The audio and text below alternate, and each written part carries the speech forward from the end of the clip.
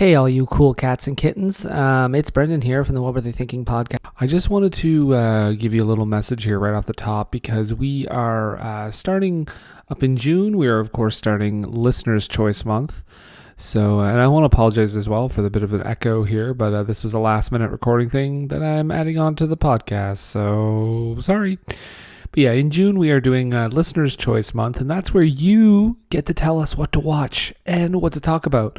So we are doing a Listener's Choice draw coming up to decide that, but we need your picks first. We need your picks. So what we're asking for from each of you, if you want to give us some picks, is a maximum of 5 theatrically released movies that you would like us to cover.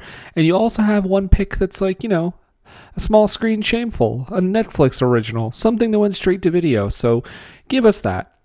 Hit us up on Twitter. You can DM us on Twitter at WWTT Podcast or tweet us. You can also message us on Facebook. You can post on our page. You can post on our Facebook group, What Were They Thinking Interactive. And then, so I think the deadline for that is going to be May the 1st, 2020. So we're going to start it in June, but we would love to have all the picks in by May the 1st so we can do the draw ahead of time, get that all sorted out, and figure out what we're watching. So that's it for me. So sit back, relax, and enjoy this week's episode on Behind Enemy Lines. Okay, Nathan, we're gonna watch one that our movie that our guest requested this week. Wow. Yeah, it's it's called Behind Enemy Lines. What? It's got,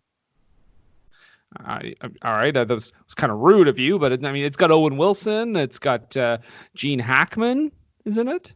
Wow. Okay.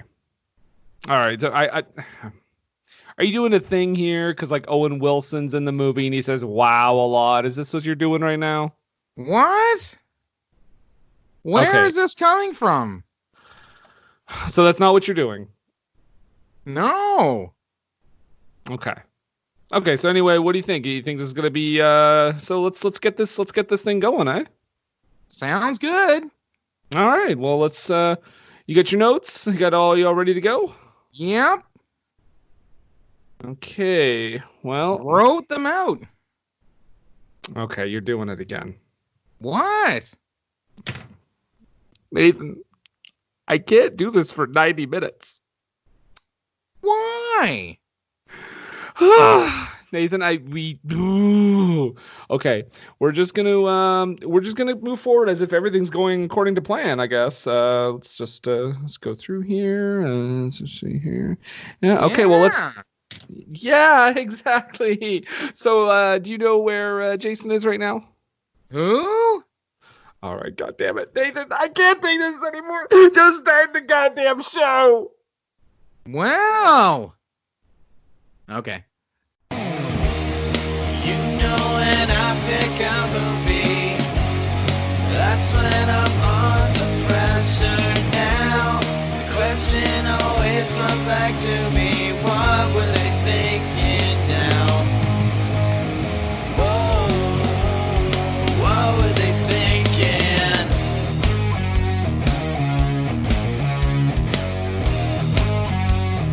What were they thinking? Whoa! What? Oh no! This is like Saturday Night Live, Nathan. You do not continue the joke from the cold open to the monologue. Oh, okay. Sorry. Unless it is the very special episode co-hosted by George Wendt and Francis Ford Coppola from the 80s. There's your bit of obscure SNL trivia for the week. What? Oh Jesus Christ! I gotta look that up. Yeah, it's wild. It's one of the best episodes ever. It's insane. I don't know which is one of the more bizarre. That it's Francis Ford Coppola hosting or George Wendt hosting. Neither one of them exactly pulse on the nation of our youth.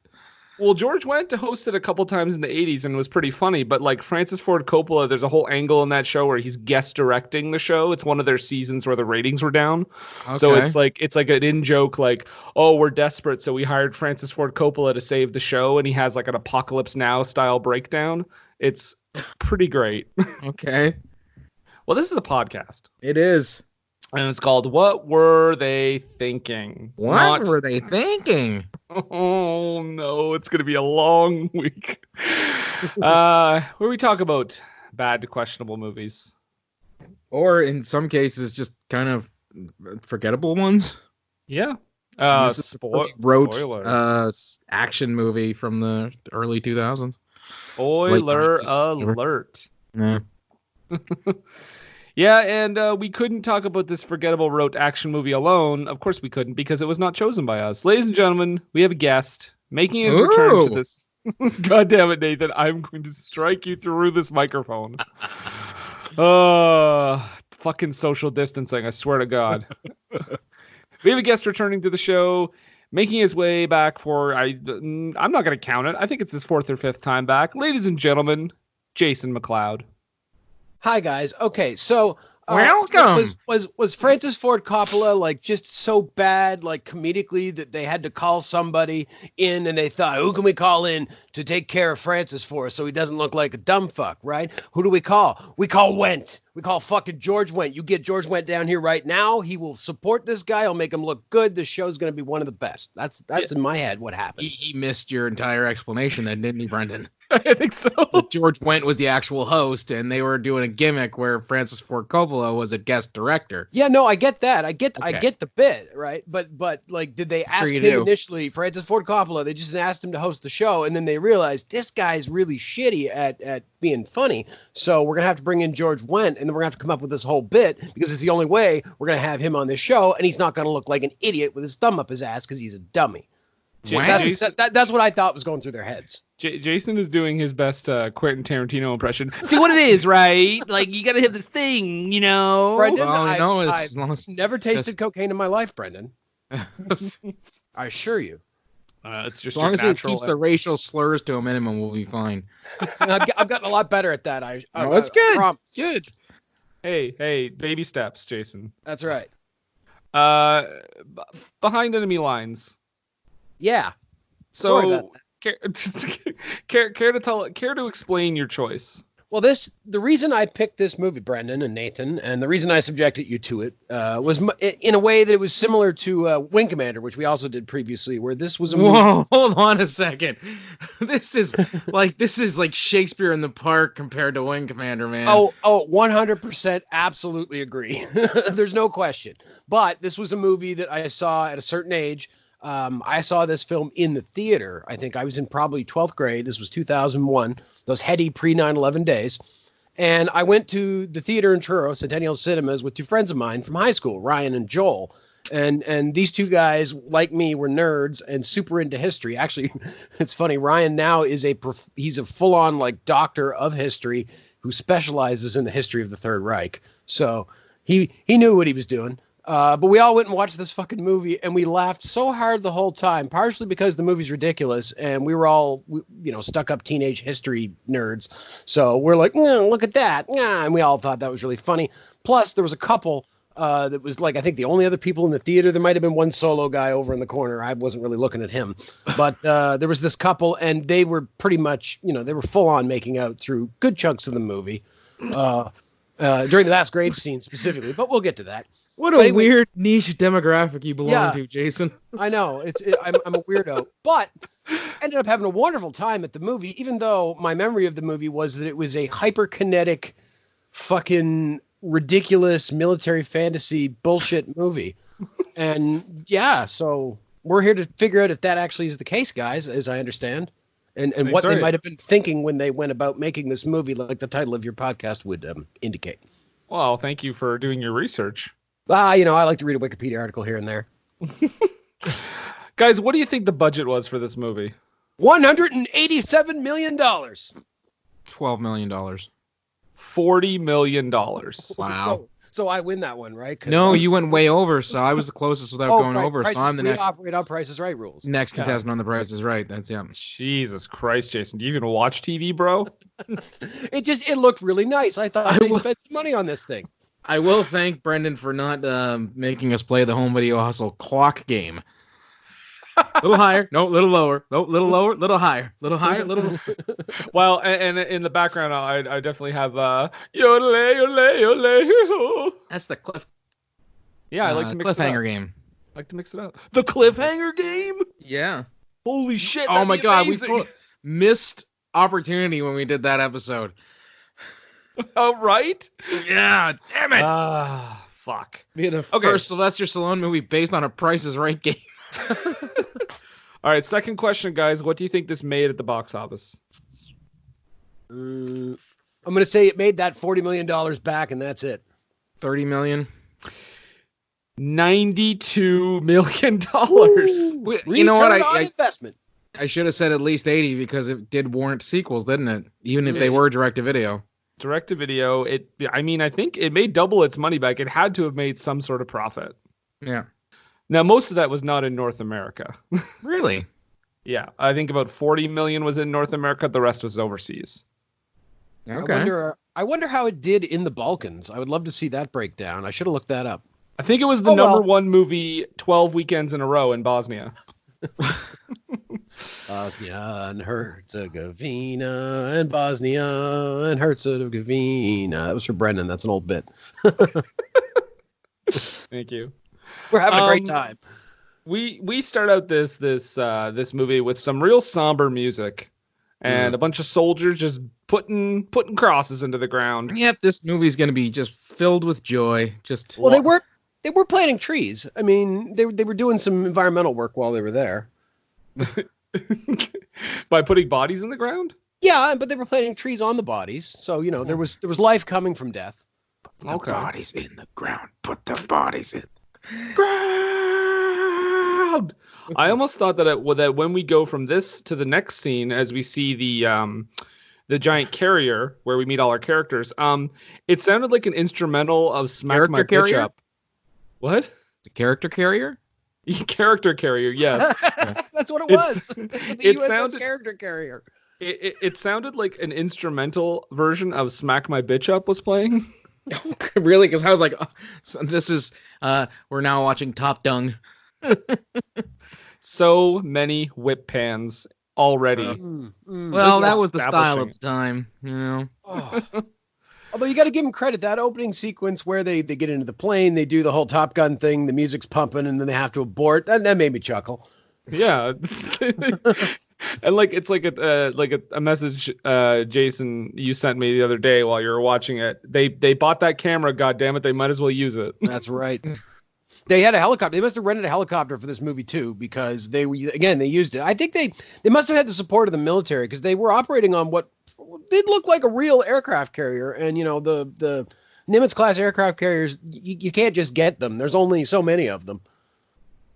Now, do you think you save up 12 box stops from a cereal? So I'm pretty sure I could have done that back in the 80s. Well, that gets you one of the old Kitty Hawk ones. They don't use those anymore. Oh, right. You want this? Yeah. We want this to be period specific and authentic. Absolutely, that's right. Okay. Jason's here. We got to make sure this period specific and authentic, right? Yeah. Speaking of period specific and authentic, I did find it insensitive that they made that Richie Valens remark. Oh, what was that again? Oh, yeah. It's like a good navigator would have saved Richie Valens from being a one-hit wonder. Yeah, they're kind of reminiscing about Owen Wilson, not reminiscing, but Owen Wilson saying a good navigator could have saved these people from dying, and then they would have made more great music. And then his buddy says, "What about John Denver?" He's like, "Let's not go too far." Yeah. That's the one I was pointing to. I think Nathan's talking about the other guy. I'm like, John Denver. That was dark. That was harsh. Actually a lot sooner by comparison, because John Denver was happened like the late '90s. Richie Valens and our buddy Holly and all that was back in the '50s. And it's also, now that I think about it, I have to be a pedantic nerd just for a sec here, because I believe John Denver died in 1997, and this movie, the incident that this movie is based on, takes place in 1995, and I believe this movie is also set in 1995. So fuck you, filmmakers, you fucking blew it. Is it set in 95? I didn't notice for sure.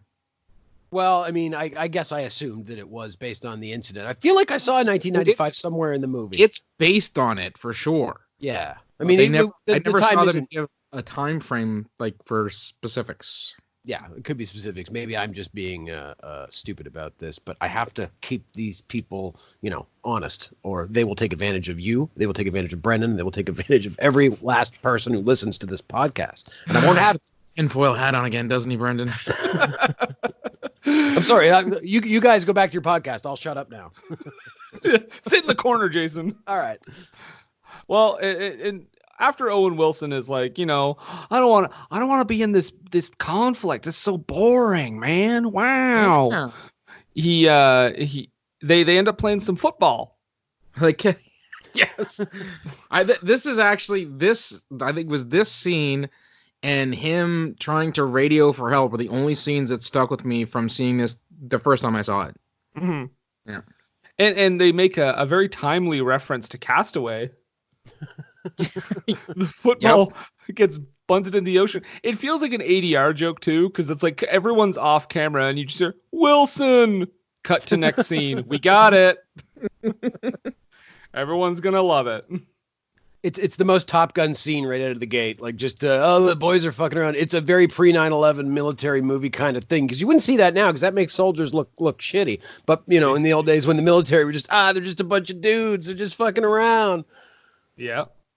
We get a little bit of conflict here too, because we get some back and forth between the Navy pilots, the naval pilots, and the I get what's the guy? He's like a Marine, right? The dude who comes up to them in the lunchroom, and he's basically like, yeah, Semper Fi, we're legit. You guys are sitting here eating Jello.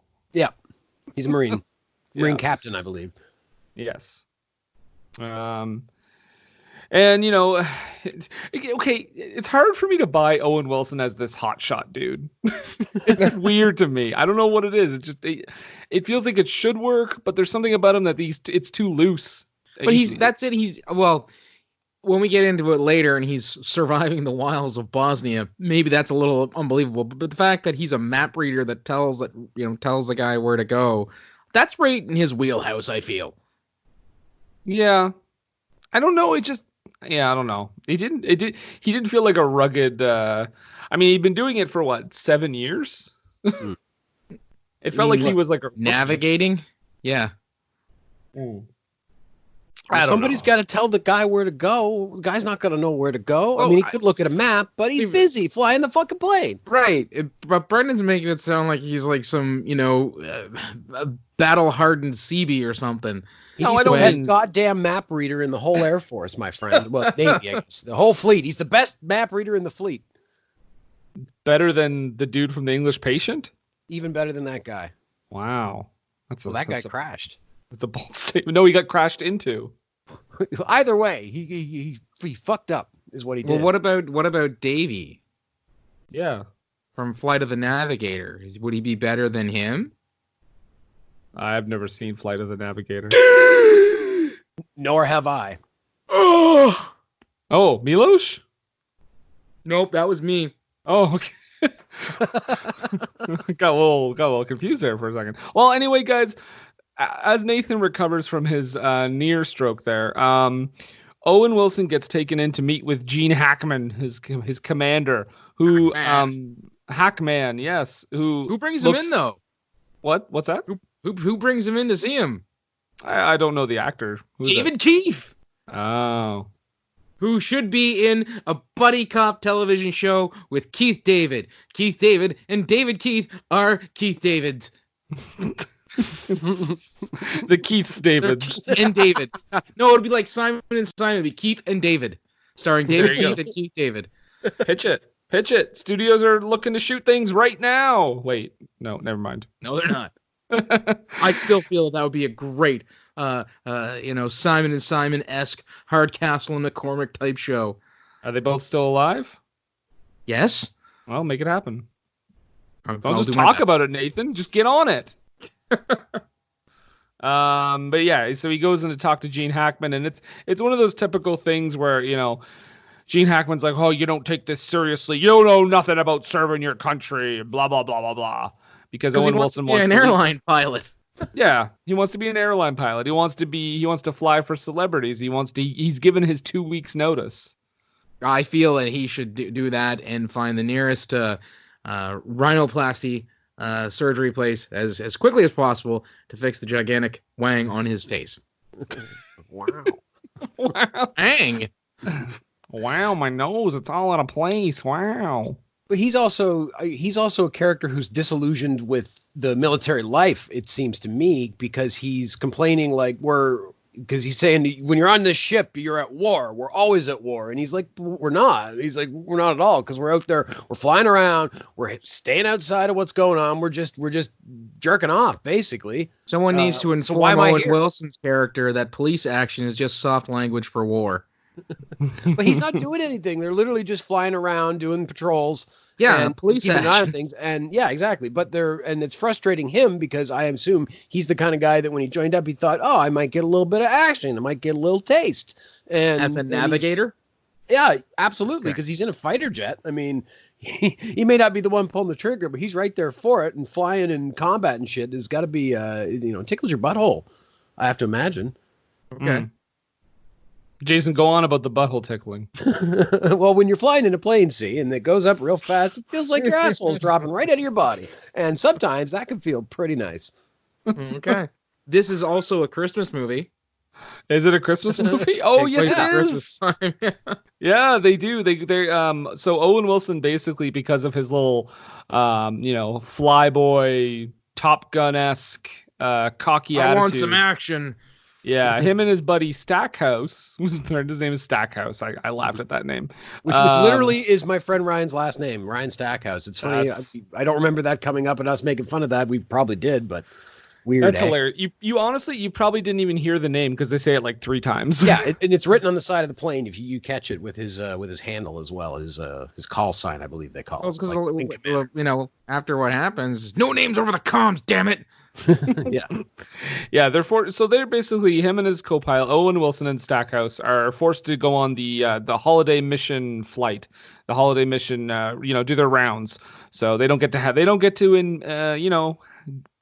fun at the party. So they're all mopey about that. And then we go right from that like drama to this crazy song that's like, got a brand new car. It's like a Jaguar. Jesus fuck. Don't walk away, Eileen. It was so early oddies. Like, it was very much a song like they plucked off the radio when they're making the movie. It's like, oh, that sounds fine. The kids will like that one. Jesus. It's up there like it's up in up there with the most like ridiculous music cues. Like I remember the movie Stealth, where the stealth thing literally just switches music to it. Like has like its own like iPod shuffle. And Downloaded music. What music? All of it. the other one that I think of for this a lot is Blade Trinity, where they're like Jessica Biel like puts her earbuds in and just puts her on her iPod. You just think of the worst movies, Brendan. Just the worst.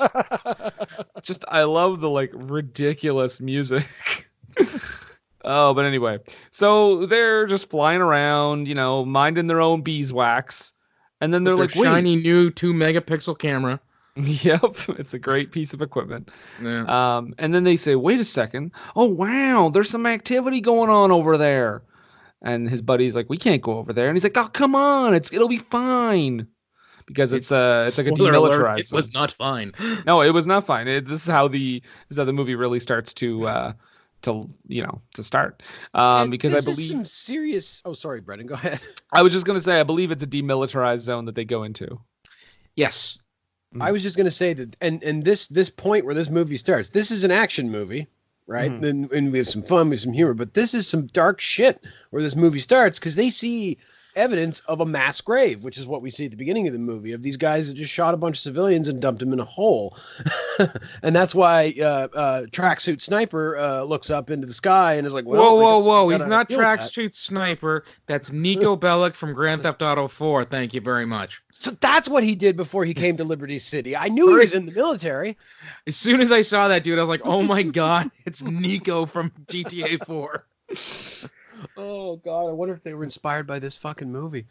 Oh, I feel it's just a common fashion choice for folks from the region. Yes, it is certainly a stereotype, but like, yeah, even that, the shaved head, I guess that's common too. The beard, the swarthiness, that's also common. Yeah, Whoa, I guess. whoa. Hang on 1 second. Are you saying that there are characters in this movie that are stereotypes? I would be willing to wager that, yes. Oh, okay. We'll go with this wacky theory. All right, let's check it out. So they spot this activity going, like you said, there's a mass grave, and then these guys are like, "Whoa, holy shit! Why is that plane coming over here? Let's shoot it down with some surface-to-air missiles." We're getting painted. Yeah, and I wrote down those CGI fireball effects. Wow, The best the PS2 could muster. holy shit! I mean, it's no Wing Commander, but whoof. I have to say, fellas, I in retrospect, watching this movie for the first time in probably 19 years, I was actually quite impressed with this missile sequence. It was a pretty intense, like action sequence, I would say. And I liked some of the shots they did. There's that really cool shot where the plane and the missiles both like zoom along the ground, and you see all the snow fly off the trees as they come by. Like I thought that was some some inspired stuff. Get out. I mean, yes, the CG missiles look like shit, but they clearly did a lot of like real filming with the plane, which I always appreciate in a film. They do this weird reoccurring camera thing though, where they do like the freeze frame right before someone hits them. It's like the fucking Devil's Rejects or something. Like, what is this? and that weird like stop motion, like where it goes into slow motion, or then it speeds up and it takes frames out. Oh my god, that is like television slow motion. Yeah. You have the budget. It was $40 million. You couldn't do real slow motion? No, I'm talking when it speeds up, like where it's like there'll be like a panning, right? And then it'll like pan really fast, and it take a bunch of frames out so that it goes really fast, and it's like you see like people's fingers moving really fast, like when they're on the ship and they're dealing with all that, and the fucking music is pumping, and we got a real like Command and Conquer vibe. The music in this movie sounds like Command and Conquer in a lot of fucking scenes. It's just this pumping industrial, like early 2000s, like yeah kind of music. Gets y'all pumped up. Yeah, I was pumped. I know. It was the thing that pumped me up the most about this movie, for sure. For me, it was Pump it up. I don't know about you guys, but for me, it was now it's very subtle, this imagery that comes up here, but they parachute their way out of the plane, and as they come with down, parachutes that are apparently made out of the Irish flag. yeah. And as they come down, you see an angel statue, but then you see that it's missing half its face. Holy shit, guys. This movie is fucking deep. Yeah. Like super deep. Like that imagery just like grabs you, right? Certainly. Well, and if you've ever actually seen pictures of the of various Yugoslav wars, that's what it looked like. Like that's what shit looked like, and that's one of the things that I can really give in this movie's favor throughout it is that I don't think they actually filmed this in Bosnia, but man, it looks like it. They filmed it in the most war-torn spot they could find. Absolutely, just like some of the places they filmed, just these dilapidated factories and apartment blocks and stuff. Like this does look like a war zone, and it looks like those pictures. Oh, wow. Aren't we just shooting a movie? Couldn't we just shoot this in California? Wow. Backlot. We'll just take the Seinfeld Street and turn it into a fucking war zone. I don't know why I turned to Dennis Miller there. Sorry. Yeah, Chachi. I just turn it into a fucking war zone like your fucking Ratko Mladic and Slobodan Milosevic having a sandwich at the fucking Sparrow. Brilliant. That should have been the fucking sequel. Topical. Dennis Miller. I don't want to get off on a rant here. But I think Slobodan Milosevic was actually an all right kind of guy. Well, that's something he might say nowadays. That's true. He goes, I don't want to go off on a rant here. The sniper dude's like, fuck it, I'm out. Let him go back to the country. No one's going to fucking believe him. Just leave him behind enemy lines, guys. That's the title of the movie. But anyway, they go down. Here, Mariah hears that. She'll start punching Brendan. Thank God she's out for a walk right now. Jesus. So Owen Wilson manages to come down with his parachute. Can't find his buddy though, but then he finally finds him and he has a really bad leg injury. So he's like, you know what? It's fine. Just wait right here. I'm sure everything will be fine, and I'm just gonna go radio for help. That does not help. That does not work out. No. Because as this happens, the villains, and they're villains because they speak differently than you and I. I'll give this film that credit, that people who spoke the language to each other. Yes. Yeah. At least they didn't have the scenes where, like in Turtles, where one character's speaking Japanese to another and the other one's speaking back in English. Yeah. And they're just What, having 1941? a full-on conversation. No. Oh, God. Coming soon? But yeah, they're at least using the subtitles. It would have been great if they were dubbed. Just with really thick Serbian accents. Just that guy for the Nico Bellic's voice, just doing that for everybody. Yeah. Just have like fucking Tom Hanks and shit just dubbing the voices. Yeah, we found the American pilot. He's over here. Oh no, Tom Peter Hanks doing Stormare.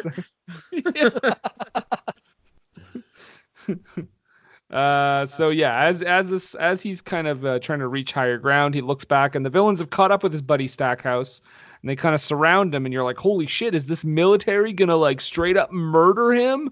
But they kind of have a loophole because they have their assassin for hire as Nico, as you called him. Yep. Yeah. Mm-hmm. And they just kind of turn their heads, and Nico says, oh, come on, Mr. American, get up, everything's fine. And boom! Shoots him in the back of the head. You know, I thought that was an interesting loophole. They were like, were they wearing uniforms? I was like, is that a thing? Yeah, and that is a thing, and because a guy like that would be considered like a partisan because he's not wearing a uniform, and so he's not technically their responsibility, but at the same time, if he was captured by enemy forces, they could just get away with executing him, I think, rather than taking him prisoner. Because he's a guerrilla fighter instead of like an actual enlisted member? Okay. Yeah, he's an irregular, and then that's the sort of logic that the U.S. has used in Afghanistan and Iraq for the last 20 Stop being years. prophetic. They've used that same logic in the last 20 years to justify the measures they take against the Taliban that would violate international law if they treated them like they were an actual army. Wow. Yeah. I think you mean wow, Brendan. Wow. Actually, you know what this guy reminds? I like making light of war crimes. Oh, it's fun. It's the best fun. Goes on this 5-minute like terrifying story about war crimes, and we just go, oh wow. Wow. Wow, that's really sad. Wow. Yeah, the Serbs, I think it was the Serbs that executed 5,000 Muslim civilians just because they were Muslim and they were in the wrong place. Oh, wow. There's a famous video, I think, of a Serbian dude walking up and kicking the corpse of there's two dead. It's a dead couple on the ground, and the man is in front, and he's just driving his boot right into the body. And that dude is still alive, and that fucking dude is a DJ in modern day Serbia. This has stopped being fun. Yeah. Yeah, so just so you know that this is the thing. This silly movie is based on a conflict that was some really fucking heavy shit of ethnic warfare and brutal fucking war crimes against each other. I mean, mainly on the Serbians' part, let's be fair, but I'm sure. You know, Brendan, when I have guests on, they make dick and fart jokes. And I'm no expert. I'm just a guy that reads a lot. Is what it comes down to. What am I, fucking? It sounds like you read a lot now. I read a lot of Wikipedia. I got a lot of time, especially now. Why? What's going on?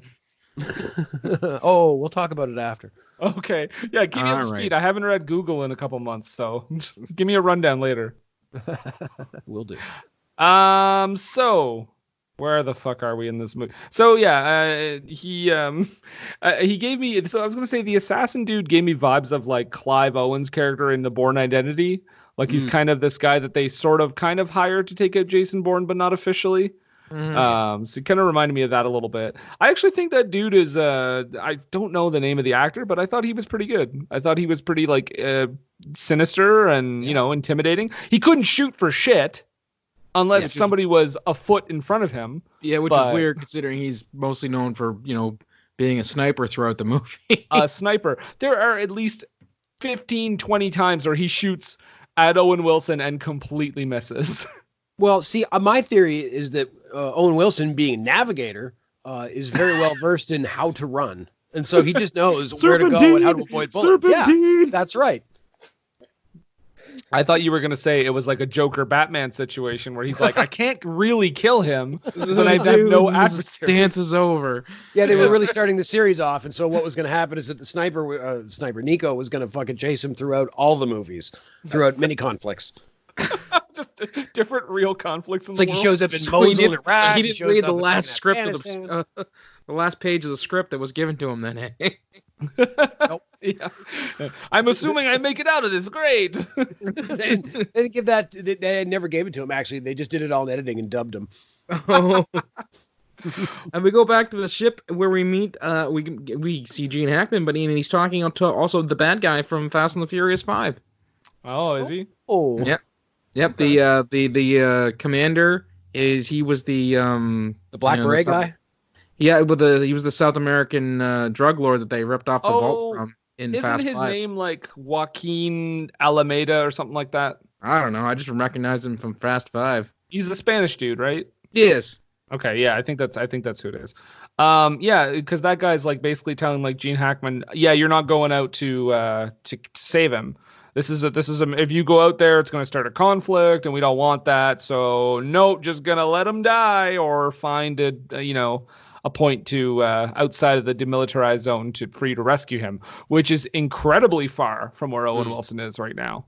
And we find that out from that ridiculous pan shot that's like fast forwarded, going from like Owen Wilson, and it kind of gives up because it's like going from Owen Wilson to like how far he has to travel, and then it goes for a while, and then it's just kind of like fuck it, back to Owen Wilson.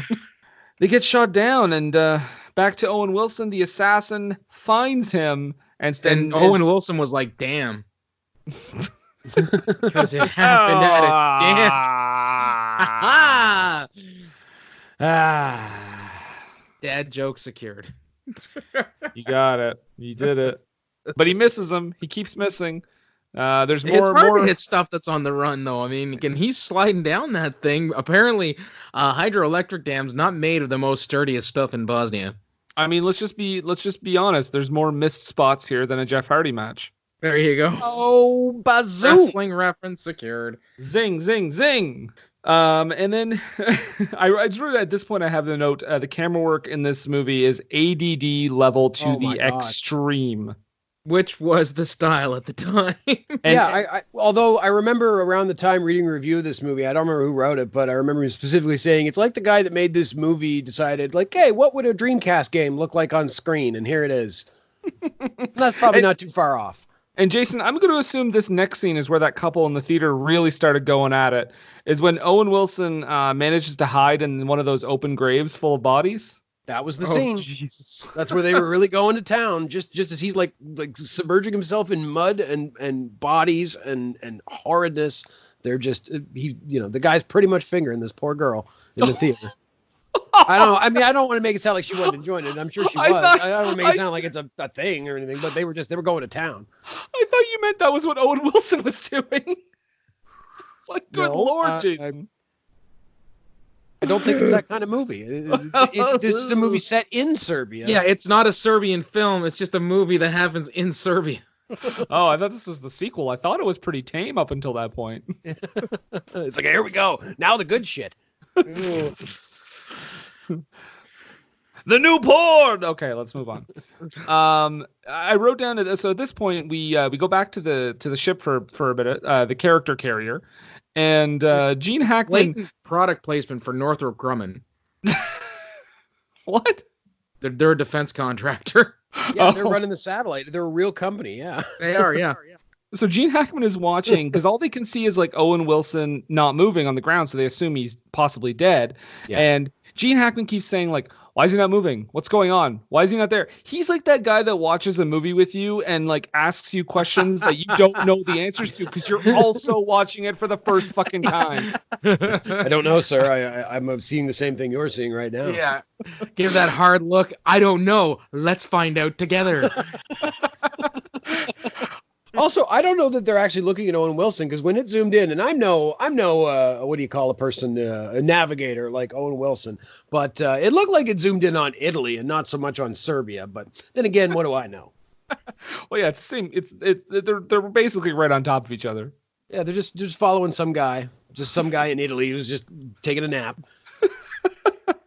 Hopefully indoors. Jesus. These days, fuck. Yeah.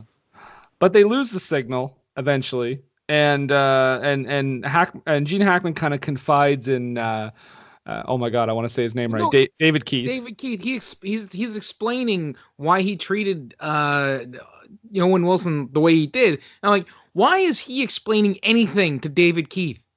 David Keith is like underneath him. Right. He doesn't answer to him at all, and he doesn't need to explain anything to him at all. But it does create that. Oh, I was going to say every flag officer has to have their non-com that they confide in, because that guy's probably the top non-com on the ship, right? So he's the head of all the enlisted men. So he's the guy that deals with the officers, and the admiral who's running everything is dealing directly with him. He's like his confidant in that way. A pal and a confidant. That's right. And do you think if David Keith threw a party And invited everyone he knew? that Gene Hackman would be invited? Well, yeah, and the biggest gift would be from him. Oh, okay. And what would it say? Well, thank you for being a friend. Haha. No. And I'm sure I thought if- it would say welcome to Mooseport. If David Coming Keith soon, my friend. was a car that he lacked, he would surely buy him a Cadillac. Because that's also a verse from that song. Holy shit. Golden. Girls. Anyhow, so yeah, he Gene confides Hackman in decides he's gonna, he's gonna call Sky News. Yep, and leak Trusted. and leak the news so they of Owen Wilson so they can get the public behind them to go out and bring him back. Yeah. I do want to say though, before we get to that, when he confides in David Keith, it does have that great moment where David Keith is like, "Permission to speak freely, sir," and he's like, "Of course." He's like, "We need to get him the hell out of there." Like it's so like overly dramatic, like intense. That's bad the war movie only setting on David Keith. Very There's true. no other setting for your David Keith. Well, you need Very it because true. he has to play off of Gene Hackman's various and many intense concern reaction shots or just shots of him throughout the movie. It's like there's that scene where Owen Wilson is on the side of a cliff and then it cuts and it's just Gene Hackman just staring off, looking really concerned about what's going on. I feel like there's a lot of those shots in the movie. I feel like Gene Hackman's role was the easiest to do. Oh yeah, no, absolutely. He was in that office for most of it. I wonder if Owen Wilson was like, "Wow, would it be okay if we switched roles? Would it make sense?" Gene, you run through the fucking muck. No! I'll just look concerned, okay? No! God damn it! No! He leaks it to Sky News, exactly. It's crazy. Like, you'd think he would get more than just chewed out for a few minutes. But And especially considering he leaked it to the other guy's press contact. Yeah. yeah. It was a dirty Like, move. It turns into like yelly old guys with stars there for a minute. Because it's just the two of them bickering about him leaking the story to Sky News. Yeah, the guy, he's like, "Oh, we had the one disagreement, and you stabbed me in the back, huh?" He's from- not French. I was going to say, was he from What is Quebec? he? What is he? He sounded French to me, just not as ridiculously cartoonishly so as I am. But Wait, what was were he? you doing His a name is cartoonish? Piquel. Were you doing a cartoonish French accent? Well, I mean, some people would say, but I think I'm pretty accurate. What's his No, I name? His name is Piquet. Piquet. That sounds French to me. I mean, he's a Spanish actor, but I think he's just doing his regular accent. Oh, maybe he's a Spaniard then. I guess NATO's got a lot of countries. Ultimately, that's if we can learn anything from this episode, guys. that's right. There's a lot NATO of has a lot of countries. So yeah. Meanwhile, in Chernobyl, This is actually a scene that I kind of didn't hate. It's when Owen Wilson comes across what like a a ring minefield. endorsement. Right? It's when he comes across this like tripwire, like a field full of tripwires. And he has to slowly navigate his way through it. Suddenly the villains show up and he has to run through it. And then we get a lot of like crazy explosions. My only note at this point here, when all this started happening, was, "Hi, I'm Johnny Knoxville. Welcome to Jackass." They missed out on an opportunity. Right? Yeah, walking This through scene is great. The explosions and everything, like it's all very well choreographed and nobody seems to actually get hurt. So that's how I rate a good movie. That's my criteria. Nobody got hurt and everybody had a great time. So Roar must be the worst movie of all time, according to you. Yeah, absolutely. Yeah, no, that's a stinker. Pain. But yeah, and we get some ridiculous slow motion wind from the explosion.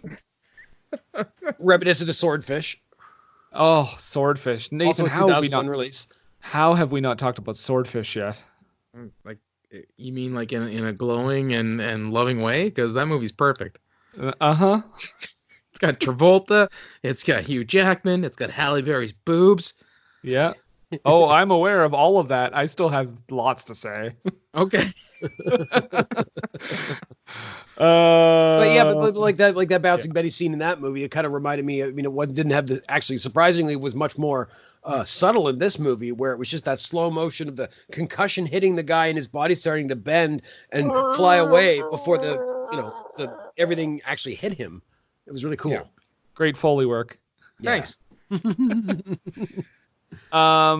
So Owen Wilson finally, he finds another safe place and he calls in to get the pickup spot, and he finds out that I think at this point Gene Hackman is like, yeah, we can't come get you.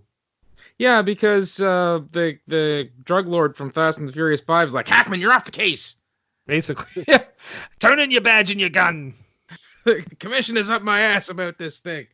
I don't know why this is a cop movie all of a sudden. And if the Joker strikes again, I'm out of a job. All right, fellas, let's just lay this out real quick, just so we all understand what's going on here politically. So as far as I can tell, Here we go. so we've got the Americans are there to keep an eye on things because this war is going on. We have Serbian troops that are or Serbian insurgents possibly, but they're uniformed, and they are in Bosnia-Herzegovina, which is a different country, and they are executing civilians and putting them in mass graves. But they are like somehow an official. Right, they're like an official representative, so they are in contact with NATO because that the Fast and Furious villain is talking to the fake French guy. Clearly, there's something going on there. I think I lost it. So yeah, but they're in the wrong country. It's so hard to keep track of these fucking wars, man. There were so many different people fighting.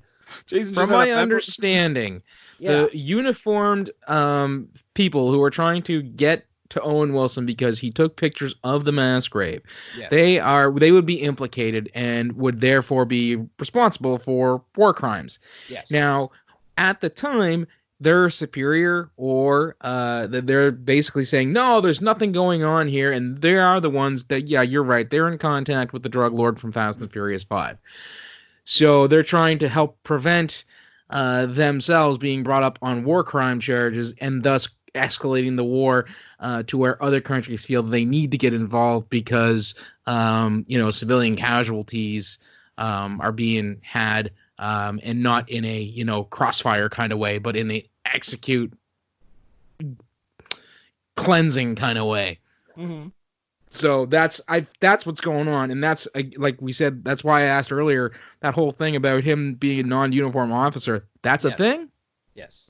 So they are using guerrilla warfare.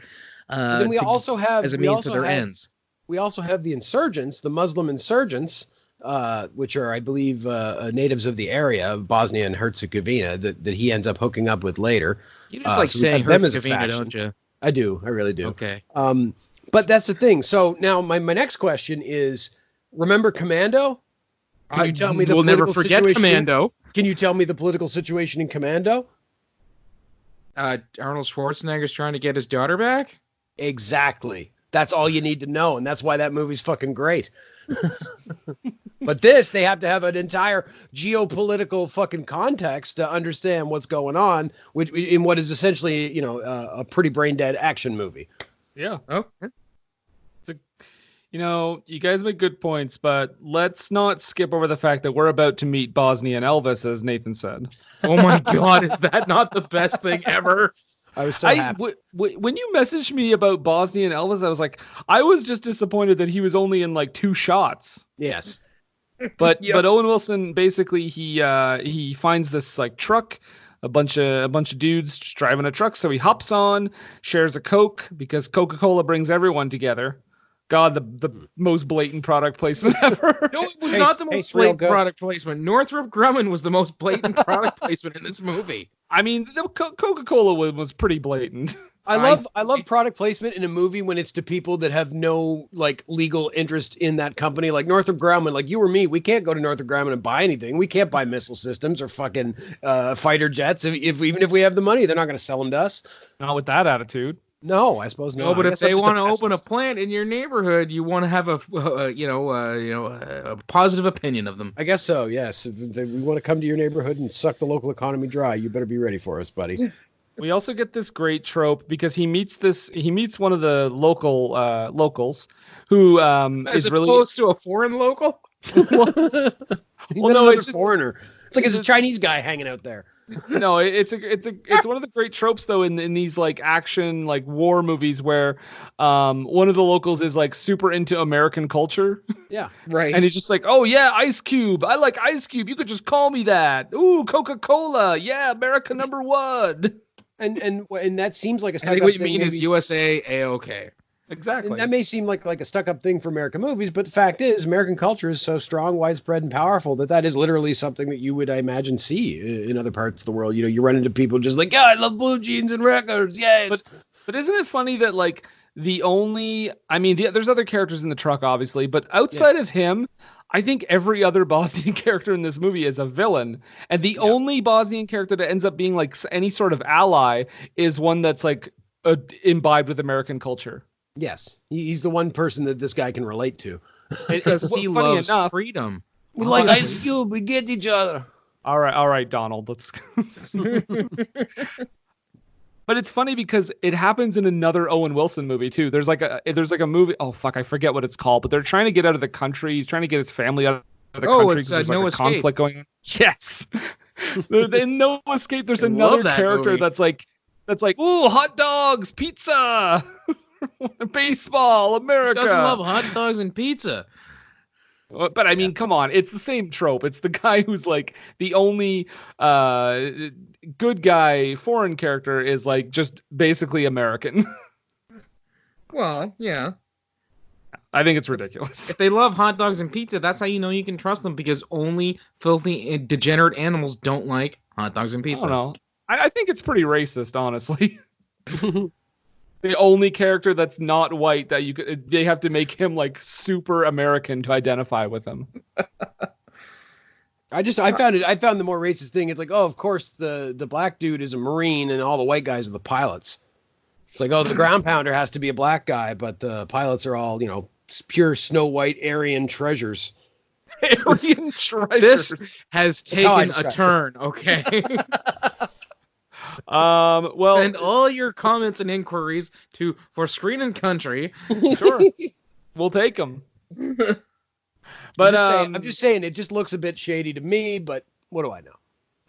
But things take a turn in this movie too, because as he's in this truck hanging out with these locals, Ice Cube, including Ice Cube, they get attacked. The villains of the film show up. But let's just face it, they're the villains. There's no dimension to that. They're just the bad guys, and they show up. They're mass executing people and burying them in graves that are unmarked. Yeah, Yes, but I the mean, villains. there's no dimension to the characters at No. all. They're No. just stock villains that aren't American. But they show up and kill many people. But Owen Wilson manages to slip into a disguise and slip away. And he takes off his like disguise hood way too early. Yes, Thank you. Yes, thank you, Brendan. Way too early. That was ridiculous. It's like literally he takes it off and it's like they're probably all just standing there smoking cigarettes, being like, "Oh, there he is." Wait, that's the guy, get him. Yeah, it literally I wouldn't even take it off. I wouldn't take it off. When I feel safe, I would then walk another mile and then take it off. Yes. Oh, damn. This is soon followed up by the most unnecessary spinning, I think, in this entire movie, is when Owen Wilson and Ice Which is Cube. something to say, because this movie is filled with unnecessary spinning. Oh, so much Right? spinning. But I think we can all agree this is the peak of it, because Owen Wilson and Ice Cube are in the woods and they're just standing there. Yeah. And the camera does like 360s around them. It's like, what are we doing? We've got to make stopping and thinking about where we got to go super exciting and tense. Oh, so yeah. At this point, I think they the guy that switched with Owen Wilson, they find him dead. They switched clothes or whatever, and the media reports that Owen Wilson's character has been possibly shot and killed, and Gene Hackman's like, well, damn, we failed. And they of course have the bag over their head, so you can't see that it's obviously not Owen Wilson because there's no mistaking that nose. Also, I don't think they could show that on TV, on the news. Like, I think that was even pretty graphic for, like, the evening news. His face was covered. I have a feeling that they would have. I don't know. You clearly don't follow war when it's covered on the TV news then, Brendan. Yeah, I think if you go back and, like, look at, especially we were talking about Black Hawk Down earlier, like around the time of that incident that actually happened, there's shit like that I think was on TV. You could see them dragging American soldiers around and shit. Listen, or maybe guys, I just think I remember that. I watched the News Hour with Jim Lair, and I never saw that before. Well, I watched the McLaughlin Group. There you go. Wrong! Because I watched it because it was on before Ghost Rider on Sunday nights. Ghost Rider. Oh, God. Wait, Ghost Rider? Like the movie? No, Ghost Rider. Oh. Man, I vaguely remember the title and then nothing else. Well, it was like a weird little eye. It was like I guess it was a ghost, but it was also a rider, but it was personified by this weird little floating eye. Oh. It was very strange. The idea was that it was supposed to help increase youth literacy because it encouraged kids to read and solve mysteries like Scooby and the Gang, but with a floating orb that wrote for them. That is, wow. If this was a TV podcast, we'd talk about that one. I would talk about that. Would have to be at least a 10-part miniseries. Go through it all. We're gonna do the complete series breakdown. Yep. Interesting tidbit, because it's a tidbit that's interesting. Because it's an interesting tidbit. Exactly. The girl who was the daughter in the original Pet Sematary was on Ghost Rider. Oh. I also Ghost Rider! I may be wrong, but I believe Samuel L. Jackson was also in an episode of Ghost Rider. I don't ever remember them saying MF once on Ghost Rider. They had to restrain him. You can't imagine how many takes they would have had to do. He's like, it's like when fucking Joe Pesci was in Home Alone. They're like, Joe, stop swearing. I'm not swearing. This is how I motherfucking talk. Fine, I'll just go. Fine, I'll just go. So Owen Wilson is like, I gotta reach them somehow. So he goes and he goes and finds the wreck. He goes and finds where the plane crashed, and he finds like the beacon or whatever, the thing to signal that they're there. Well, because he's under the impression now they think he's dead. They're not coming to get him. So the only way that he can let them know that he's still alive is to reactivate the tracker beacon on the ejector seat. Oh, and he also tells the Ice Cube dude, he's like, stay behind. You don't want to get hurt. And then I was surprised we never saw him after that. Like, I thought he was going to do some, like, heroic thing, like, later on when he was getting, like, shot at. But no, he never comes back. He literally just exits the movie. You want the Han Solo kind of moment of him, like, coming in and be like, you got it, guy. You go for it now, American friend. Han Solo said that? Yeah, that's exactly what he said. You haven't seen that movie? Wait. You were a film guy, Brendan. Yeah, really. Come on. Star Wars, pass. JK, don't come at me on social media, please. Star Wars fans are terrifying. But anyway, so he goes and turns on the beacon. He's also going because he wants to get the pictures of the graves because he basically didn't want his co-pilot to die in vain. Yeah. And meanwhile, we've got. Sorry, I missed one of my notes that I really wanted to get onto the show. When they were having that fight where they think Owen Wilson got killed, that is the third worst mall I've ever seen. What? Because it's like an old bombed out mall is where the insurgents are like holed up. We found them in the shop. Yeah, third worst mall I've ever seen. What's number 2 and number 1? Well, I mean, if you've ever been to Parkway in St. John, that's pretty bad. Oh, I think I have. I have. Yeah. And before they closed the I think it was like the bay up in Moncton was pretty terrible too. Oh yeah. Oh, okay. Well, there you go. Worse than a bombed out mall and behind enemy lines. Yes, because at least there were people in that mall. That's right. There you go. So meanwhile, the Nico and the other guy that's with him for some reason, they're continuing to track Owen Wilson. And that dude, and Nico's a little bit of a dick because he sees a mine and he doesn't say anything about it. He just kind of steps over it. And the other guy steps on it. And Nico's like, well, you're shit out of luck, pal. Now, Pretty much. can we just Yeah. take a quick brief aside here, because this exact moment is the entire premise of a much better movie about the Serbian, the Bosnian War. It's called No Man's Land. Have you guys ever heard of this movie? No. Okay, so- I think I've heard of it. Anyways, I won't go through the whole movie, but long story short, the movie basically is about a Serbian guy and a Bosnian guy that get stuck in a trench together with another Bosnian soldier. And this is an empty trench, and they had taken this Bosnian soldier and they had dug a hole and put a bouncing Betty mine in the hole and then set the guy's body on top of it and put rocks around it so they couldn't get at it. So the idea was that he was dead, and so that when somebody comes along, they would move the body and it would, it's a trap, right? But Right. it turns out the guy is fucking alive. And so the whole movie is about these two opposite soldiers kind of coming together as they're trying to deal with this situation, and the UN comes in, and it basically all shakes out by the end of it that they leave the guy there. They tell everybody, oh, we saved him, but they can't. So they get everybody out of there. They're like, oh, we saved the guy. And then they tell both sides. The UN tells both sides that, oh, the other side's going to try and take that trench back, knowing that they're going to bombard it with artillery and kill this guy and destroy all the evidence. So that's a fucking great movie. So uplifting. Yeah, I just know. filled with joy, your guests, Brendan. But if you want to watch a good movie about the Bosnian conflict, that's the one to watch. And it came out the same year as this, interestingly. So this must have been in the zeitgeist. Yeah. Well, it was still fairly fresh in That's true. Most people's minds. I had a friend of mine who's he was in the reserves. He's now full regular forces. Who was over there for that as well. So That's true. I also have a friend who just shortly after he joined the military when he was 19, that was his very first tour, was like their last tour over in the Balkans. Oof. I have nothing to add to this. Okay. So yeah, that dude dies. Because he did not remain super still.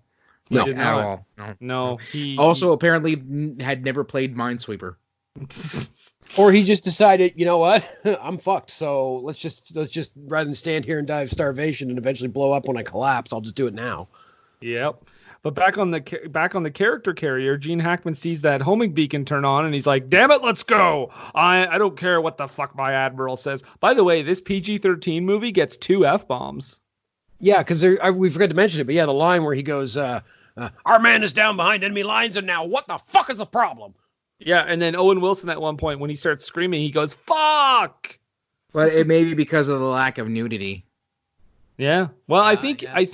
I've And seen most of the the in fairness, most of the violence is In pretty fairness. bloodless too. In fairness. Not how that works. No, Oh, okay. no. Yeah, See, there's I'm a lot working of- around that. There's a lot of real dark shit, but it's not particularly gory. Exactly. No. I mean, It- mass graves aside. Yes. Which is ridiculous because the stuff in this is so disturbing, and they're like, no blood, PG-13, Welcome to America. basically. Yeah, I think here it would be like the same kind of rating, but we also don't rate. Canada doesn't rate much of anything R or 18A or whatever. Yeah, so Nico comes over and he's looking for Owen Wilson. He's looking around, and pop! Owen Wilson pops out of the fucking snow. Like a fucking like Free Willy from the water. He just explodes. Like someone put God. Like the Oh, yeah. river Jordan. Now will then say to thee, Oh, you are there's- my friend. Oh, there's $700. He's The dead. He's estate- not Yeah, gonna miss exactly. any He of it. can't use it. Lisa Marie Presley. What? It goes to her? Okay. I feel that would probably go to Prince and or Prince Michael and then Paris. No, they just told me to write it out to Bubbles. He needs support. All right. Well, I guess the monkey The gets chimp, $700. not the Trailer Park Boys character, right? Yeah, well, that would be weird. I thought I was getting a check. I keep getting these fucking checks and I keep cashing them, boys. It's Wouldn't that pretty be a fucking weird- sweet. Wouldn't it be a weird real life reveal that like the actor who plays Bubbles is somehow in Michael Jackson's like last will and testament? I just really like that show. Those guys are so funny. It's just like looking out a window. So anyway, Behind Enemy Lines. Yes. It's a big standoff, and Owen Wilson eventually ends up, killing him. They shoot each other almost at point blank range, but Owen Wilson's the only one. He misses all the time. He clips him in the shoulder. That's it. Yeah. And Owen Wilson shoots him, and then he fucking kills him with a flare. It was fucking awesome. Yeah. Suddenly, more baddies are showing up and firing, but then the Americans show up on the other side. God damn it! So they can participate in the human claw game. Yeah. And then this turns into a fucking brutal fucking exchange. And they murder that angel statue. Oh, the poor angel statue. It represented peace, you guys. Well, there was no peace that day. Owen Wilson runs over to the chopper, and then he stops. And he's like, what did I come here for? The photographs. I'm going back. Gotta get that hard drive. Or that mini disc in a Ziploc bag, it seemed to be. All I could think of was his scene in Zoolander where he's like, they're in the computer? I was like, oh my God, please smash it, thinking it opens up. But he runs back and gets it, and oh no, he runs back and he does this fucking ice slide. Yeah. And just shoots. And there are like arguably 30 to 40 people shooting at Owen Wilson, missing, and he is just nailing every single person he shoots. Well, yeah, because good guys have accurate. They're just like friggin' Hawkeye, but with pistols and whatnot. Like stormtroopers would watch this movie and be like, God damn, they can't shoot for shit. Yeah, they hit nothing. They hit nothing. They have one guy to shoot, and not anybody can even wing him. No. Well, the hitman dude wings him on the shoulder a little. Yeah, he's the one guy that gets it in, and he happens to have a sniper rifle at point blank range, and he still only manages to catch him in the shoulder. Right. It takes the most precision of shooters at point blank range to barely clip him. So he makes it into the chopper. Owen Wilson makes it in, and he's like, "Hey, Gene Hackman, give me that letter that said I was quitting. I'm staying with the Navy. Yeah, America." Patriotic now. Yeah, he's a Navy man through and through. God damn it! And then I wrote down all capital letters, America. Really? Because I got sweet, a fake Animal House ending. What? Well, because they started listing off all the things that they did after the thing was done. All these fictional characters? Well, that are based on real people. Based on, but what did you tell me earlier in the week, Nathan? Yes. The fella who was involved in the incident that this movie was inspired by apparently sued the filmmakers as well as another documentary filmmaker because he felt that they misrepresented what he did and they sensationalized the things that had happened. And they didn't ask for any kind of permission. No. And from what I understand, the documentary about him was used to promote the movie, making people think that the movie was like based more precisely on the true story. Yeah. I was going to say, I believe he also indicated that he didn't like his portrayal because he was insubordinate and he also cursed too much. Yeah, also, he does not have a penis nose, so... Wait, he's not Dan Aykroyd in Nothing But Trouble? Right, exactly. Guys, if you ever want to find if you're ever trying to get rid of an awkward boner, the best thing to do is to look at that picture of Dan Aykroyd eating a hot dog in Nothing But Trouble. First of all, I don't know why anybody would want to get rid of a boner, the unnatural way.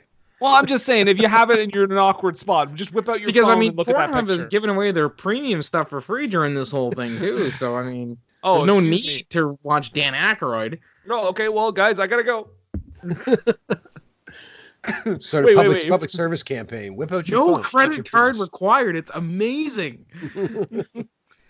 Well, guys, the movie is over. Mm-hmm. Behind Wait, enemy lines. can we just reiterate how fucking brutal the end of this movie was? That these helicopters come up over the cliff, and the crossfire, this insane crossfire. They start laying waste to everything. They open up with missiles, number one, and they just boom, boom, boom, hitting everything, and then they get in with the machine guns, and you see guys dropping all over, and then we have that shot right as the movie is ending, and it pulls out from the battle, and you just see just Serbian troops just dead across the ground in the snow everywhere. And it's like, holy fuck, this was an international incident. Like, this is a fucking war starting kind of situation right here. This was I don't think it went down like that. I think we'd heard about it. I think what you So really what you were mean. saying is there was some hyperbole. Yes, and I don't approve. Movies should not be exaggerating things for entertainment effect. I want everything to be 100% realistic all the time, completely grounded, and, if possible, in real time. So 1517 to Paris is the only movie that ever existed. Absolutely. It's the only one. God, That one, please no. That movie, 88 minutes. Oh wait, Nathan, have The you entirety seen of 24. Have you seen 1517 to Paris? No, I've heard nothing but terrible things. Oh, it's brutal. Because none of those guys could act. They could save all kinds of lives, but they could yes. not act. I know what you're talking about now. I was Yeah. wondering what you're talking about, but that whole movie takes place in real time then. Wow. I mean, no, you know what? It doesn't. Now that But it I think has about it. real people who are heroes but not actors. Right.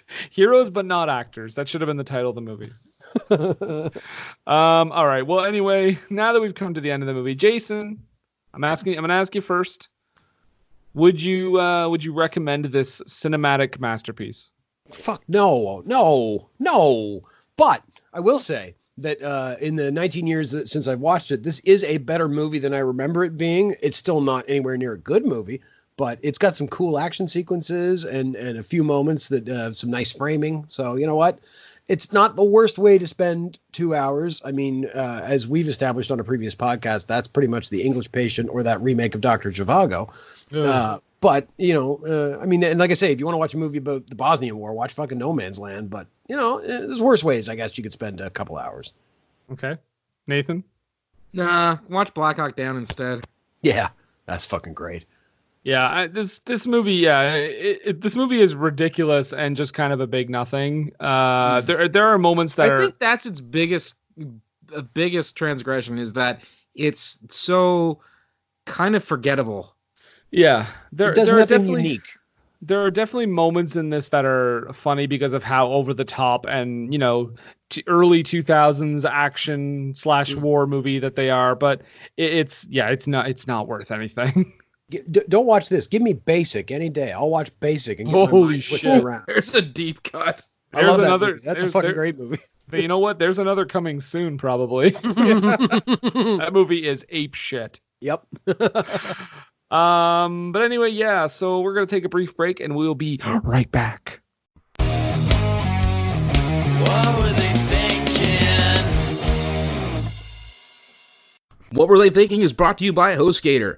HostGator is a leading provider of shared, reseller, VPS, and dedicated hosting solutions. Award-winning support is available 24/7, 365 days a year via phone, email, and live chat. Discover why over 9 million websites trust HostGator.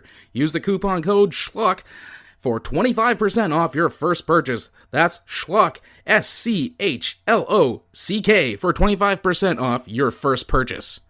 What Were They Thinking is brought to you today by GameItAll.com. Whether it's video game news, the latest in music, or movie reviews, GameItAll.com is your one-stop shop for all nerdy talk.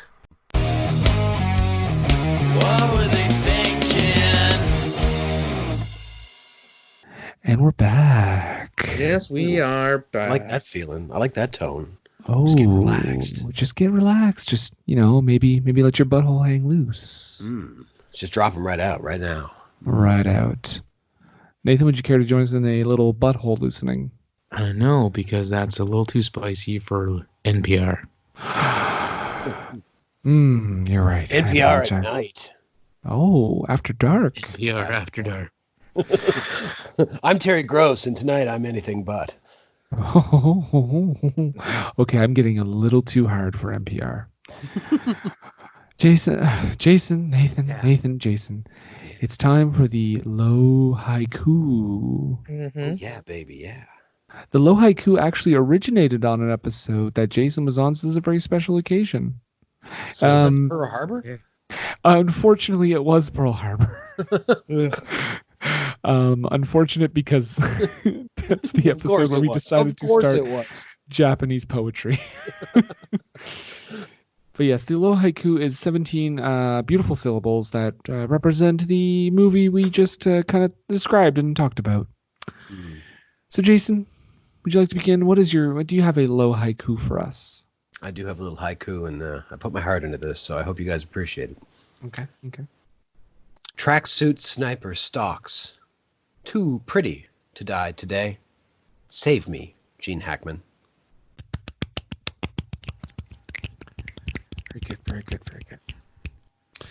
good. Okay. Nathan, do you have one you'd like to read? Yes. Wow, Owen Wilson. What could he have used pay for? Fix his penis nose.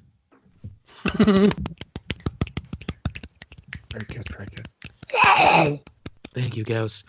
Yes, the penis nose was egregious. Gauss is really not a fan of that penis nose. His Which least is favorite weird, movie. considering he has that shovel head. So That's true. It's a whole stereotype thing. There's a lot of politics behind it. To every camera, spin, spin, spin. Damn it, spin, spin. Keep spinning, spin. Yeah. Now, how many syllables do you count that vomit noise as? What? Yeah, man, yeah. That's some, yeah. Oh yeah. And we're out. Oh, I thought you were throwing up again. No, I just had to vomit to get out of it. Okay.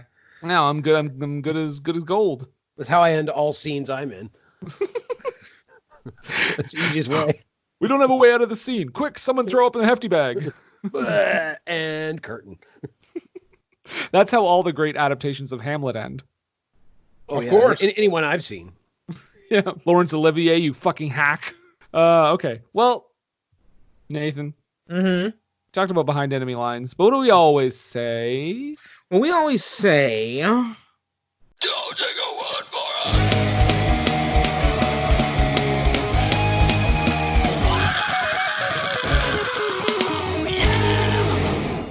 Yeah, don't take our word for it, guys. Do not take our word for it. We're going to head up to Rotten Tomatoes here. And before we kind of get into the reviews, I want to see if Jason can give us a guess. Jason, what do you think the critics gave this one? You know what? I'm gonna Douglas Adams it. I'm gonna say 42% critics. Oh, a little lower. Oh, God. Okay. What did we just say earlier about home video hustling this? You're not far off.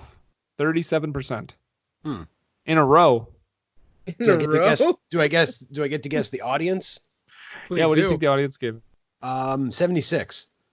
62. Wow, that's actually Fresh. I said that at a humor, but wow, Yeah, 62 liked it.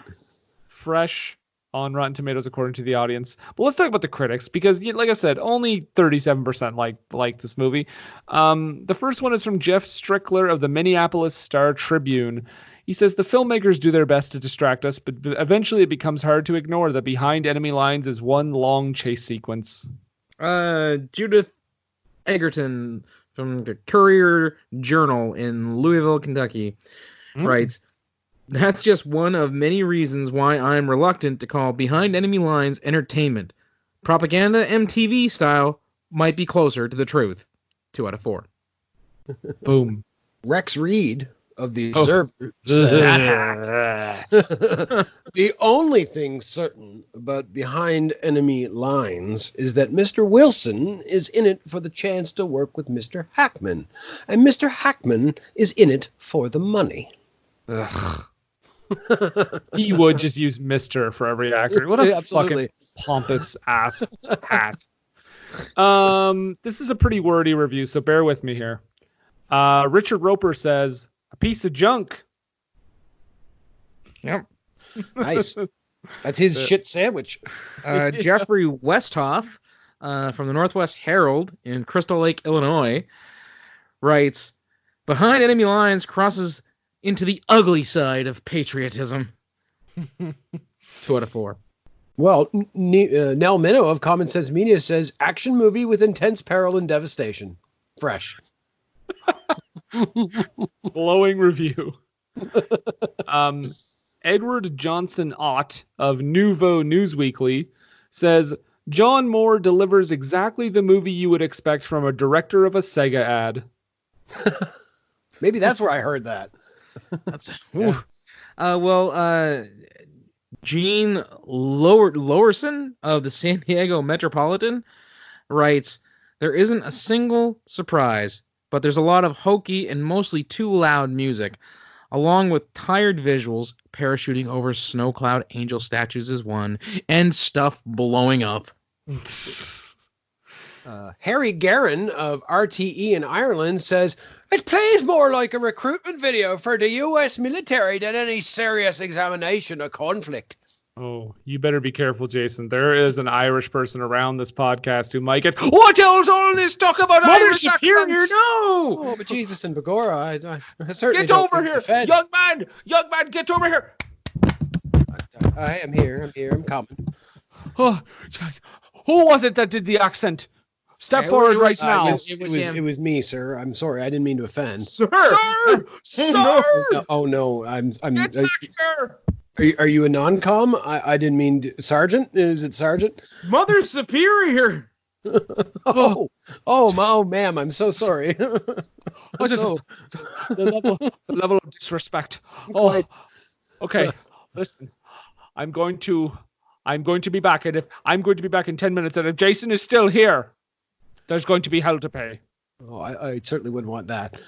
Sharpton for president, y'all. Wow, Mother I'm Superior. down for that. What happened? I was in the bathroom. Mother Superior came out and endorsed Al Sharpton of all people. Oh, interesting. We need Al Sharpton more than ever, guys. Well, he is a reverend. That's right. I was thinking more because his impeccable taste in tracksuits. He could bridge the gap with the Balkans. Right? All right, let's go into the audience reviews, guys. Let's get into this. Sure. Because I want to read what Steve H. has to say, and he gives it 4 stars. Absolutely incredible movie until the end. The production, action, direction, storyline, and even the acting was superb up until the end. They went for too much patriotic heroism when they had Owen sliding on the ice, shooting his pistol when retrieving the disc. I mean, come on. Owen should have said, "No, let's end a great movie in a great way, not this way." Way too over-sensationalized. What should be a grade A movie gets a B because of that scene. Still, Hackman and Wilson were great, and the movie is still one of my favorites, minus that scene. 4 stars. Okay. Well, Winston C. Churchill? Yes. Did not take the same view. He writes, USA, you get the idea anyway. There is where the nearest recruitment video officer. That's translated to now where's the nearest recruitment office? I'm gonna drive this house like Luke Skywalker in the corridor full of stormtroopers. USA. Wow. Winston 1 star. Churchill. 1 star. Winston was not a fan. No. Jesus. Are you sure? Wait, was it Winston Churchill or Gary Oldman that wrote that? Well, it says Winston C., so I'm guessing it's from the man himself. Gary's pretty method, though. Well, I mean, we all tiptoes. Oh, good. Jason, what do you got? I've got my namesake, Jason N. Rates this movie 3 stars and says Owen Wilson running for his life from the Bosnian army is pretty thrilling. Okay. Wow. Glowing review. Nicholas C. gives it 5 Nicolas stars. Cage? Yeah, Nicolas I believe Cage. so. Okay. Nicolas Cage. He says, this movie getting 37% shows the ineptitude of film critics. It has withstood the test of time and proven to be a memorable film for many. All right. Who remembers this movie? But not even Jason remembered it, and you don't remember it, and you guys saw it before. Yeah. Arth J gave it 1.5 star. Writes, I don't know, you tell me, sir. Behind enemy lines. It is a flat, exhausting line from top to the bottom with nothing promising enough to hold on except Owen Wilson. Wow. Get some help with the grammar there. A little bit, maybe. Hooked on phonics. We got Kyle M. Kyle rates it at 4 stars. Kyle MacLachlan? Kyle Mooney? Kyle MacLachlan wrote this. Oh, that was 4 Kyle stars. Mooney. Kyle. No, it was Kyle MacLachlan. I will do a Kyle MacLachlan impression. Certainly not a Kyle Mooney impression. He's black, right? Kyle Mooney. Kyle Mooney is on SNL. You son of a bitch. Yeah, he's black, right? I assume. Oh my God, get out. I think you're thinking of the chap from the Chappelle show. Paul Mooney. Yeah, I assume Paul there's Mooney. like his nephew or something. Not at all. He played No? Norm Okay. Macdonald's nephew on his sports show too. Oh, then he's certainly not black. Okay. Kyle M. Little presumptuous. Yeah, really. Kyle MacLachlan says 4 stars. He said that. And then the review reads, not all directorial debut can be artistically great when it's only a first try on making a film to be enjoyable and likable with some entertainment, all under an important criterion. Small media director John Moore hit the big league and successfully met that criterion, which justifies his directorial debut a successful one. What he used to create a nice action war thriller is making it as a little thrill ride that was performed by a nicely selected cast at their usual while going through an action formula with the war genre as the main route. B+, full review coming soon. Oh shit! Stay tuned, guys. I want to hear what else he has to say. All right, Mark C gives this 4 stars, and he just says, easily Owen Wilson's best film. I mean, clearly. Whoa. He has not seen Drill Bit Taylor. What about You, Me, and Dupree? There you go. Well, Or- it's not really necessarily an Owen Wilson. Yeah, I mean, but that's more of an ensemble because Matt Dillon's involved. Father Figures, anyone? The movie that came out in theaters that no one saw? I barely saw it on Netflix. Right? Yeah. Oh, my. Well, Greg W. 3.5 stars. Good military actioner. Oh, these people are great. I love that they all took the time in 2013 to review this fucking movie. Kyle W., another Kyle, says 5 stars, great movie with tons of edge of your seat action. Okay. I've just got one more here, and it's from Elliot F., and he gives it 5 stars. He simply says, what we were all thinking watching this movie, excellent cinematography.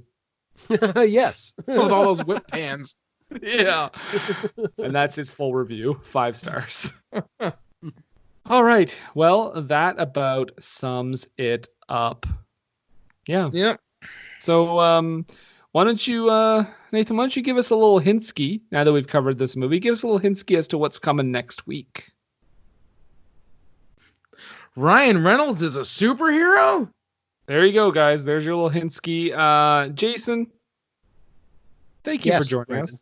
Oh, I'm a pleasure. It's always a joy to come on this podcast and bullshit with you guys. This is a movie you've referenced about 8 times on our other podcast. It's an important movie in my development as a film fan. So I figured, you may want to come on and talk about it. So here we are. Well, I thank you for that opportunity because surely who else would give me that opportunity? Jason, you have a podcast. Well, yeah, but we talk about British movies, but not about Owen Wilson movies. What? No, I'm just saying plug your podcast, goddammit. Oh, promote it. Oh, okay, all right. So this Because if other Brendan did it, it would seem masturbatory. Right? so this other guy and I host a podcast called For Screen, And country. Country. which is fun because usually we do it the other way around. But it's about British film. We're going through the British films, the British Film Institute's top 100 list. Week by week, we're rolling dice. We're seeing what we got. Right now, we're actually in the middle of a series called And Now for Something Completely Similar, where we watch sequels, prequels, remakes, or tangentially related films to movies we've already watched and see if they add anything or if they're just complete waste of time, as a great deal of them have been. So check that out on any of your favorite podcatchers. You can catch me at Jason D. MacLeod on Twitter, and we can talk about British films, guys. We can just have a good time, and you can come and listen to me and the other guy, and we'll just be music to your ears, but not music because it's a talking show.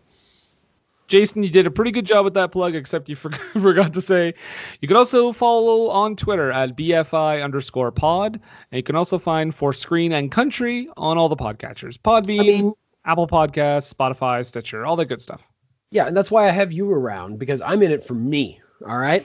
You got to understand that. This is all about me building my audience and becoming the YouTube star that I was destined to be since 1983. Wow. I feel cast aside. Yeah, you should. And now I thank you again, Jason. But now, Nathan, we have to bring in our friend Montrose Monkington III. Bring him on in.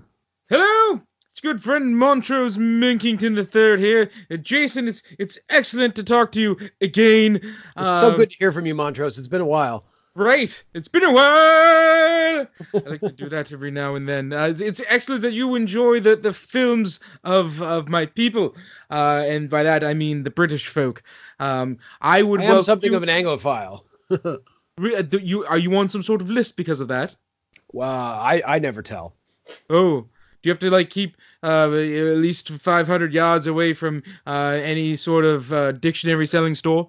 Oh, yes, at all times. Okay. But I would welcome you, since you are a fan of British films and filmmakers, to enjoy my YouTube channel, Montrose Monkington TV, where mostly I talk about the wrestling, but I also will give I've been giving puns and whatnot to keep people's spirits up during this time of self-isolation. You're a good man. Well, thank you. I'm more of a monkey, a chimp, if you will. Well, I think of all simians as men. That's just the kind of view that I take. It's very progressive of you. Thank you. You can also, then if that's the case and you'd like to be friends with Montrose, you can find my Facebook group, Montrose Monkington III Esquire and Friends. I will also talk about the wrestling and whatnot there. And then also you can find me on Twitter at Montrose III. That's the number 3D. Thank you. Oh, later. Thank you, Montrose. You're welcome. I better get another paycheck for this. Nobody has any idea what you're talking about. Pay him, Brendan. You owe him. You're lifting the curtain too high. Dude, Patreon exclusive. All the outtakes. Jesus Christ. All the outtakes. Okay, so, anywho, yeah. And you can also find us all over the place. We're on What Were They Thinking? You can find us on all the podcatchers, Podbean, Apple Podcasts, Spotify, Stitcher, all that good stuff. Find us on Twitter and Instagram at WWTT Podcast. You can find us on Patreon at patreon.com/WWTT Podcast. All over the place. We're there. We're on Facebook. Just search for us. We're there. I assure you, as Brent of the Home Video Hustle would say. Wow. God damn it. Having said all that, and again, Jason, thank you. No problem, guys. Happy to be here. Nathan? Mm-hmm? Got any questions? Well, yeah, maybe a question or two, I suppose. Okay. I mean, in a movie that portrays Owen Wilson as a badass fighter pilot, at least in the previews. Wow. And then we come to find out that he's a navigator. Why? Well, I'm guessing because they couldn't get the rights to fly to the navigator, so they just took some liberties. Wow. Right. But also in a movie where you have David Keith, and he's criminally underutilized. And in another movie, in a movie where, of course, we have to have as many rote, cliched stereotypes as possible. Wow. Well, and apparently set in the 90s, because it's during the Bosnian conflict. I gotta ask. Yeah. What were they thinking? Wow. He's got a brand new car. Looks like a Jaguar. It's got leather seats. It's got a CD player.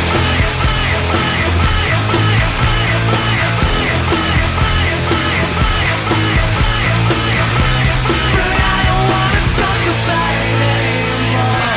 I think we're gonna make it. I think we're gonna save it, yeah. So don't you try and fake it anymore, anymore.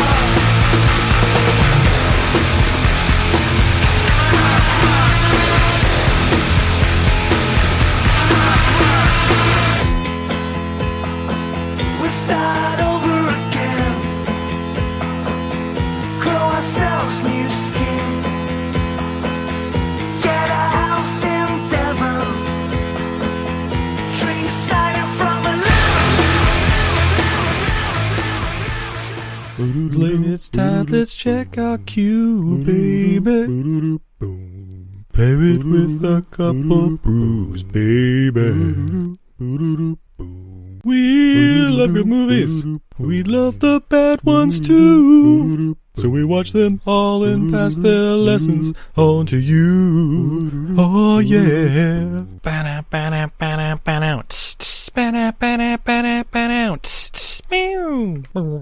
Everything I learned from movies helps to make life a little bit groovy. Whether one-liners, plot holes, or gratuitous movies, it's time to get busy with your friend Steve and Izzy at eilfm.podbean.com. New movie reviews all the time. See if these films age just like a fine wine. Oh no, we'll jack it up again. TV, games, and more within. Rotten Tomatoes and IMDb are all the rage, but we'll lock those critics up in one cage. The Jacked Up Review Show, every Wednesday evening on Spotify, Podbean, Anchor, and other available podcast apps. I did a real good job.